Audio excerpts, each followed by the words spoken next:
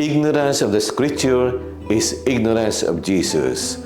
Ako po si Father Eric Arada mula sa Si Diyos ng Lipa at Curaparaco sa Parokya ng Santa Clara ng Assisi dito sa Barangay Santa Clara, lungsod ng Santo Tomas. Magandang araw sa ating mga faith friends at sa ating kalakbay sa ating buhay pananampalataya at patuloy ang pagdinilay sa paglaganap ng salita ng Diyos.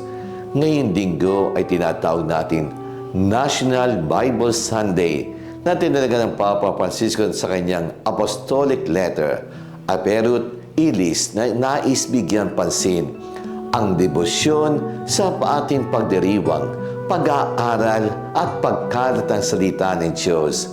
Sa gospel natin ngayon, ginawa ni Jesus ang unang sermon.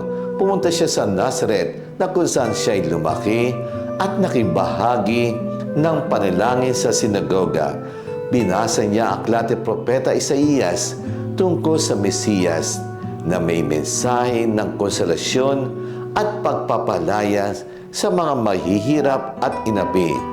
Binigyang pansin ng Santo Papa ang salita ngayon.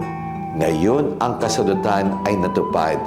Kahit ilang libong taon nakaraan na, sinabi ni Propeta Isaías at sinabi ni Jesus, ang kumparin ang salita ng Diyos para sa atin. Itong Biblia o salita ng Diyos ay hindi lamang letra o salita, kundi buhay na salita. Sa kapangyarihan ng Espiritu, ang salita ni Jesus ay may kaugnay at dadalhin sa katuparan ng nagsasalita sa puso natin ngayon. Madalas pagluma ng libro at nakita natin kung kailan na i-publish, isasantabi na lang natin at wala na saysay sa makabagong panahon natin ngayon. Kakaiba ang aral ni Jesus dahil may buhay ng Espiritu dahil tumatama sa kaluluwa natin at may ugnayan sa buhay natin sa kasalukuyan. Kaya na binasa sa aklat ng Propeta Isaías, tungkol sa bihag ay lalaya, mabulag makakita, bigyan ng kaluwag ng mga sinisiil, akma at paghahangad ng Diyos at ang tao. Puno na kahulugan ng aral ni Jesus. Sa pangangaral natin, tayo dapat ang unang makaranas ng presensya ni Jesus bago ibahagi sa ibang tao. Dahil ang salita ng Diyos ay buhay at aktibo, binabago tayo. Pumapasa sa gawain natin ang nagbibigay kaayusan sa ating buhay. Buksan natin ang ating tenga at puso dahil ito ang Diyos ay nagsasalita sa atin.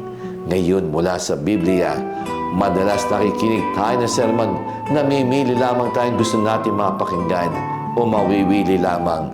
Kung hindi tayo sang-ayon sa sinabi niya, kahit ito'y galing sa Biblia, magagalo tatakpan natin ating mga tenga.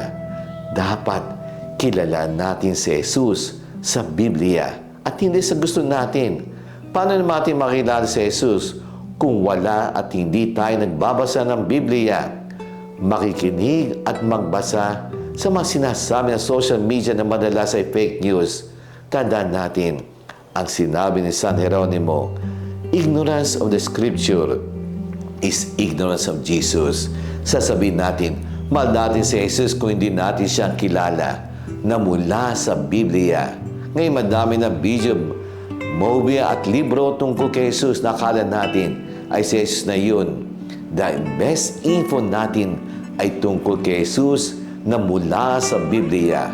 Kung wala kang Biblia, kung meron man ay hindi nabubuklat, ay hindi nababasa araw-araw, mababaw ang pagkakilala natin. Let us pray. Heavenly Father, thank you for the Scripture and the hope and encouragement they provide. Help me to get into Bible daily reading and recognize you and your truth. Amen.